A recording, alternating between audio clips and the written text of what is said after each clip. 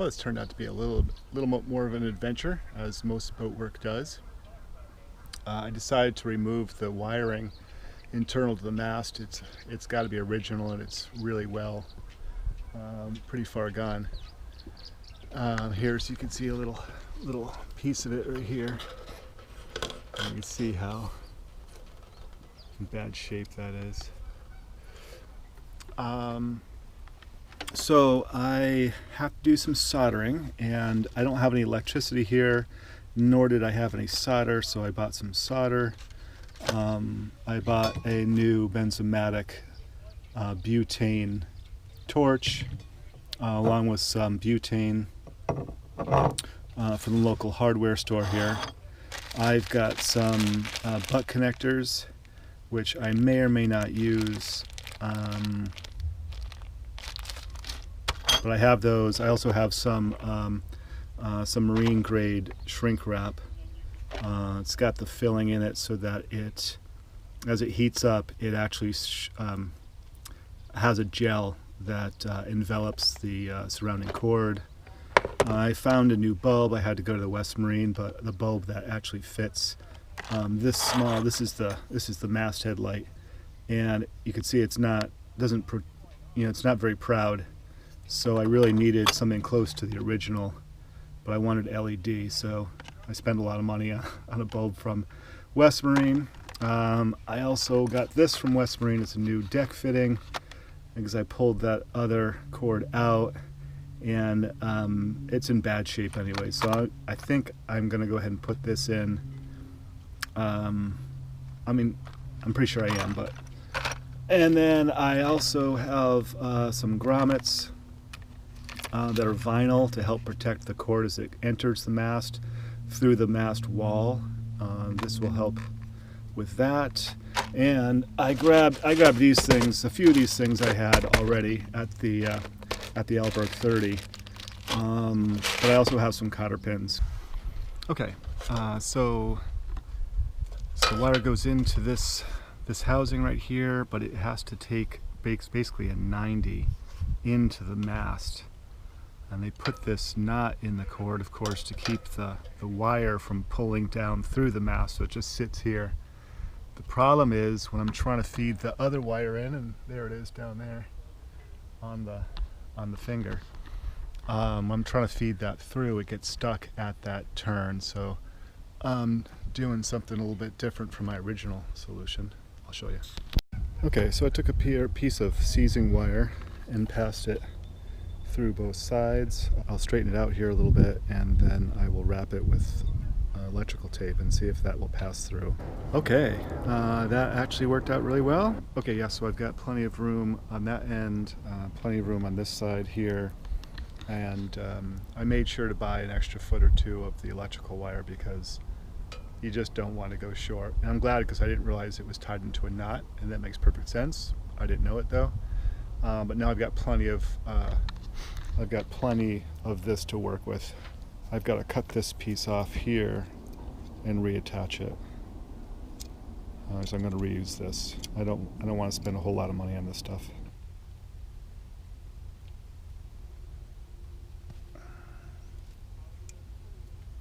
It's like 16 gauge wire. I bought 14 for the.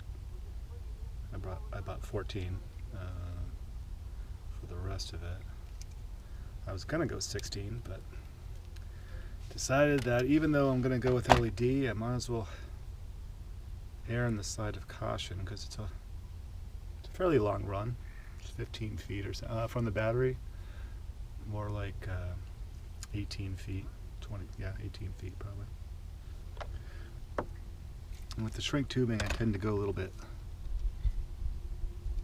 long.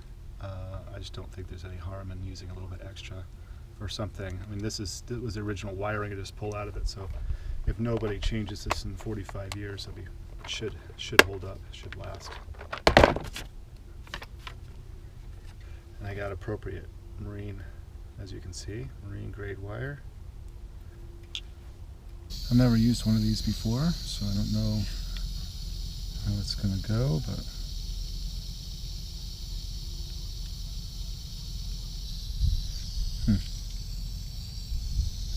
Doesn't seem like it's getting hot at all, actually.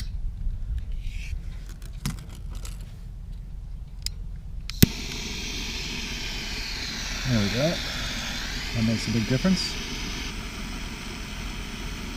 There we go. Okay. Let's see what we can do here. Not quite the same as using a actual soldering gun. Soldering iron. Realize I don't have anything to wipe this off with. So that sucks.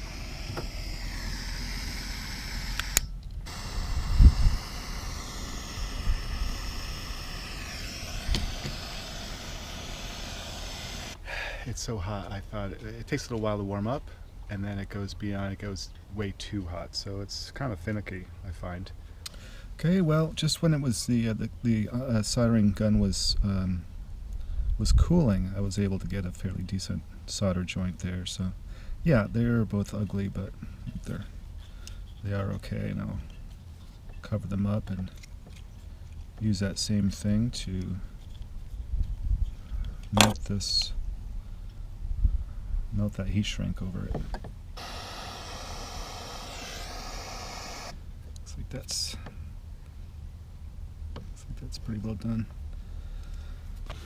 Next, we've got these vinyl grommets. The nice thing is that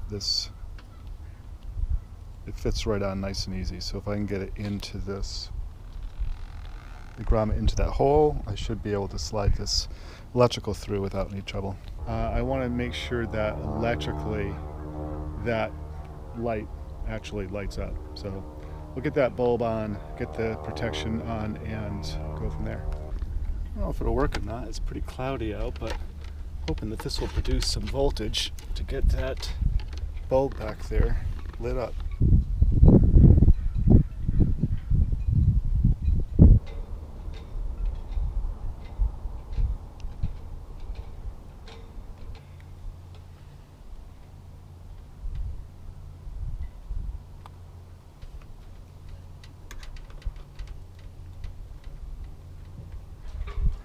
Well, the wind's come up, so it's going to get pretty noisy here, but I'm going to go ahead and seize these and put these boots back on.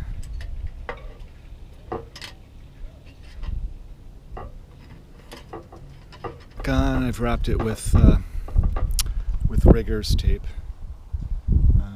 So let's go ahead and get this side done here. Okay, we've got the starboard side shroud seized up, so we got both sides. Those are all done. I got this on. This is good. I'll take this off now. I think that's it. I'm ready to put this thing back up. So this is what I did to the chain plates. That should be straight up and down. So I'm going to see if I can straighten that back out.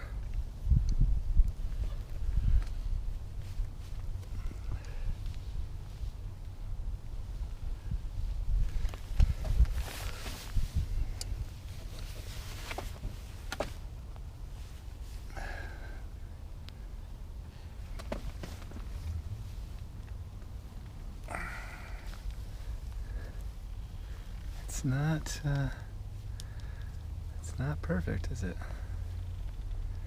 It's not perfect again.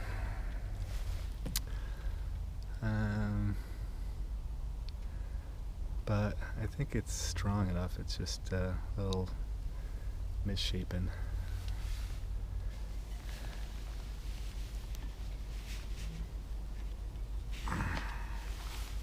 Yeah, it's pretty good. Well, I've decided to re-seize the shrouds to the spreaders.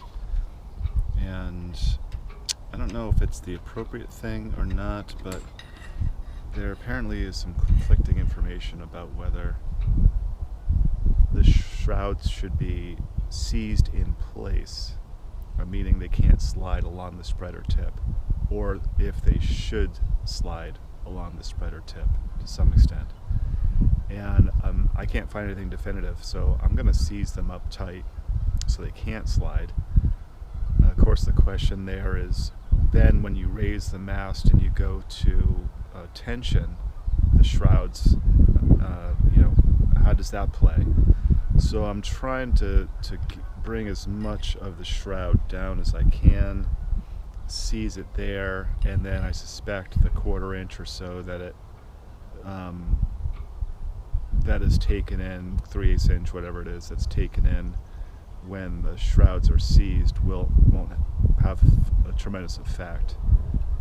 I don't know, talk to your manufacturer about your own boat. This is the way I think it should be done. It makes sense to me that the upper section of the mast should be a rigid triangle on each side, spreader, mast, shroud.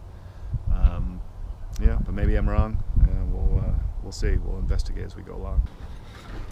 So here's how I started it.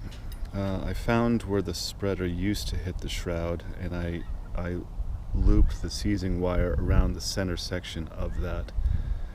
Because they weren't seized previously, I suspect that maybe it should be a little bit higher up. And I wrapped it and overlapped it and gave it a real tight twist. Okay, so I've got it set up like this, and I leave a tail here to bind the two ends together when I'm done. I was doing it differently the first time around, but I really kind of prefer this way.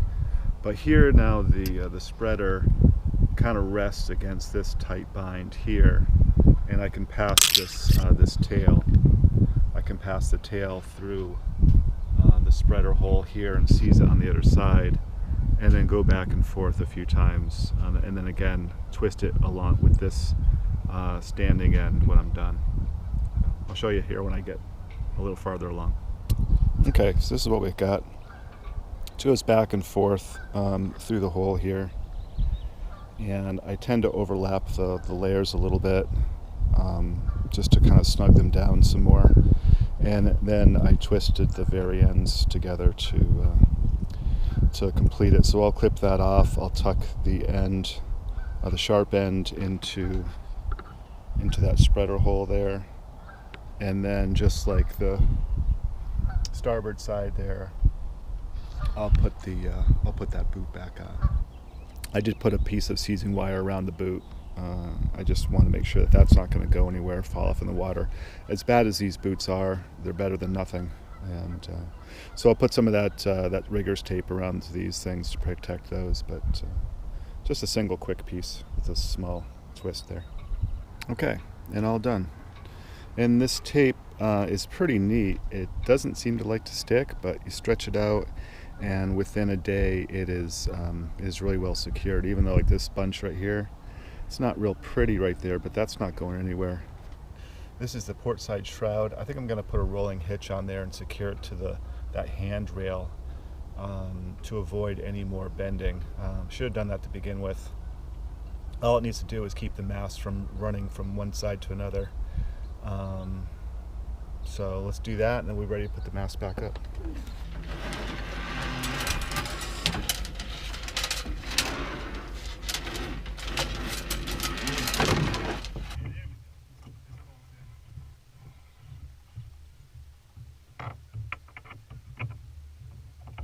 You want to come around.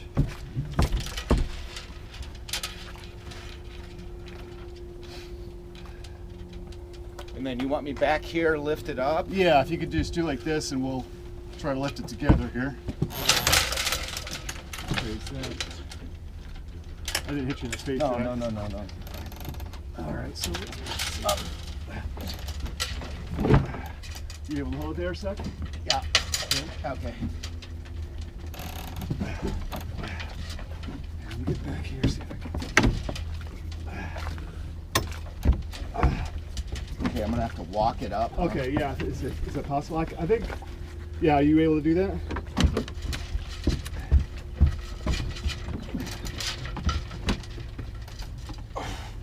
Wow. Yeah, let me see if I can get behind you. Can you tug in this line over here?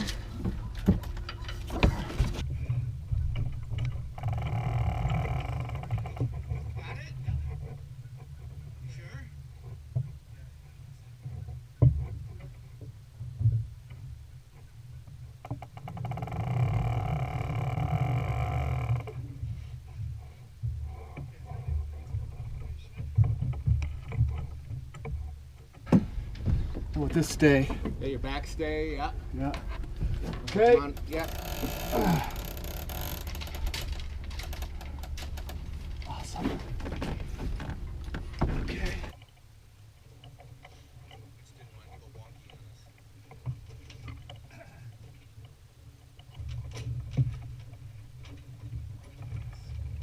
Is throw a piece of sponge up the middle, because that's one thing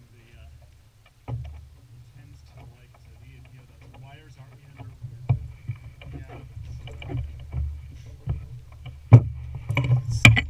Well, it's the following weekend, and I'm back at the boat. And something I didn't mention last weekend was that when I was putting these stays back up and clipping them back in, I happened to lose the clevis pin for the port side lower stay. So I got a replacement this past week and put that in. I bought myself a spare just in case. But maybe even more critically, let's go to this backstay. So this is the backstay connection to the back chain plate. And when I was putting the mast up, as I mentioned earlier, or alluded to earlier, what happened was this whole thing was cocked over like this. And so when it tensioned up, it didn't straighten itself up. It just stayed like that. And what happened was it ended up bending this this double-ended stud. I went by West Marine today, and luckily the local shop had a replacement for this that fit. So it wasn't a perfect, like, I don't want to redo the swage. I've already got, this is swage, this is done. So I had to find a barrel that was going to go ahead and fit. Yeah, I really didn't consider it when I looked at the backstay to make sure it wasn't tangled. I didn't expect this sort of thing, and for this to get hung up, in this way. It did, like I said, and I'm not going to trust this this stud any longer. I'm not going to try to bend that back or anything like that. That would be silly. And so I'm looking forward to tensioning the mast back up. I've never been through that process before either, so that'll be interesting.